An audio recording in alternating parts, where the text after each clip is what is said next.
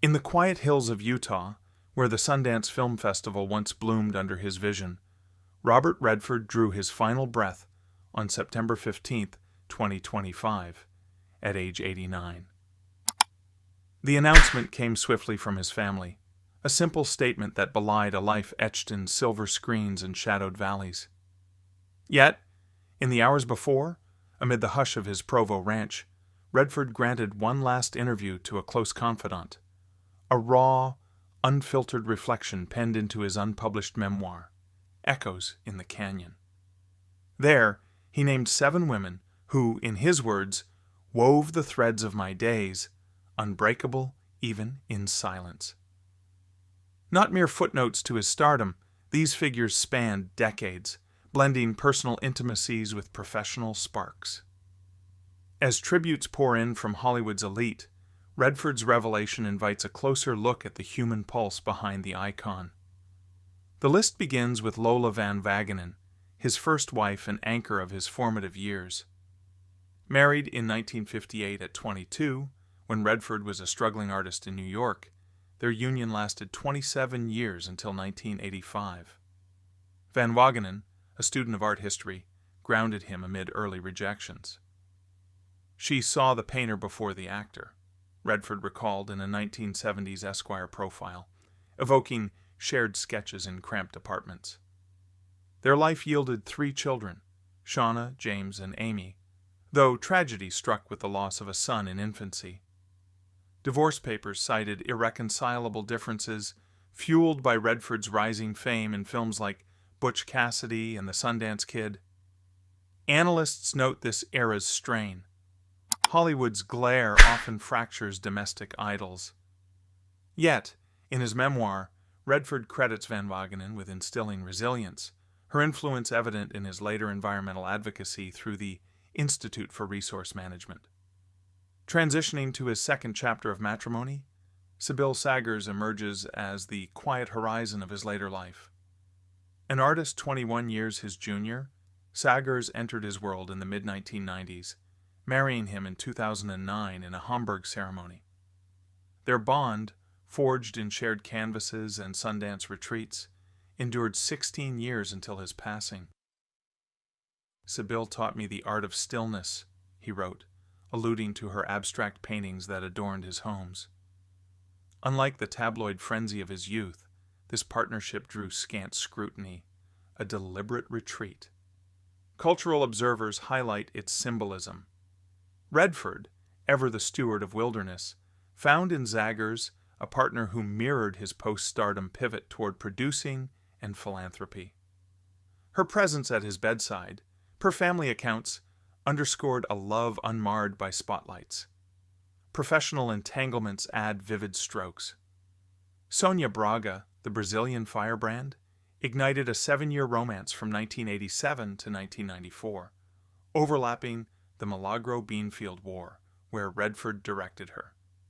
Their affair, whispered in industry circles, blended passion with creative friction. Braga once quipped in a 1990 Variety interview, "Robert challenged me to bare my soul on screen and off."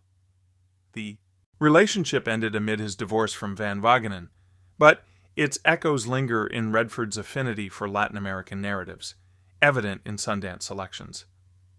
Psychoanalysts might parse this as a midlife quest for vitality, Braga's sensuality contrasting his stoic screen persona. Lena Olin followed in 1989, a Swedish actress whose intensity matched Redford's in Havana. Their year-long liaison, intense and brief, unfolded against the film's sultry Cuba backdrop. "She brought the storm I needed," Redford confided in memoir drafts, referencing Olin's role as a revolutionary temptress. Critics at the time dissected Havana's box office flop, attributing some tension to off-screen chemistry spilling into production delays. Yet, this chapter humanized Redford, revealing vulnerabilities beneath his chiseled jawline, a man navigating desire amid career pivots.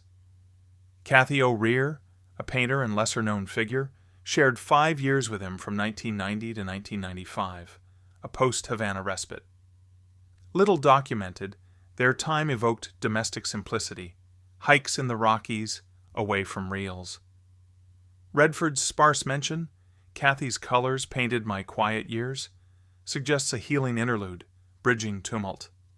Biographers link this to his evolving masculinity, shedding leading man armor for introspection. On-screen muses hold equal weight.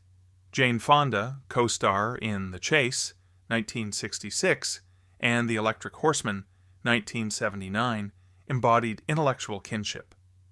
Though never lovers publicly, Redford deemed her the mirror to my ideals, citing her activism in his environmental fold. In a 2018 Vanity Fair dialogue, Fonda reflected, "We sparred like siblings, building worlds together." Their rapport, analysts argue, fueled Redford's liberal leanings from anti-war stances to climate crusades. Finally, Barbra Streisand, his The Way We Were, 1973 counterpart, rounds the septet. The film's iconic romance, Hubba Hubba, Hair and All, mirrored real sparks, though platonic.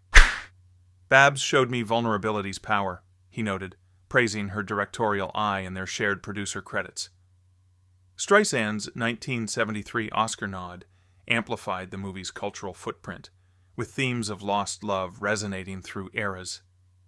This nod underscores Redford's pattern: women as catalysts, not conquests. These 7, spanning wives, flames, and foils, paint a mosaic of Redford's odyssey from Greenwich Village dreamer to Utah sage.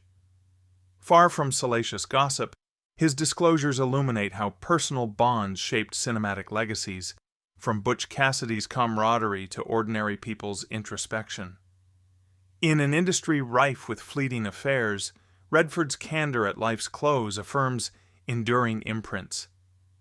As the credits roll on his story, one wonders, in your own tapestry, who are the indelible threads? Share your reflections below. What legacies do these women leave in Redford's shadow, and how might they redefine his myth?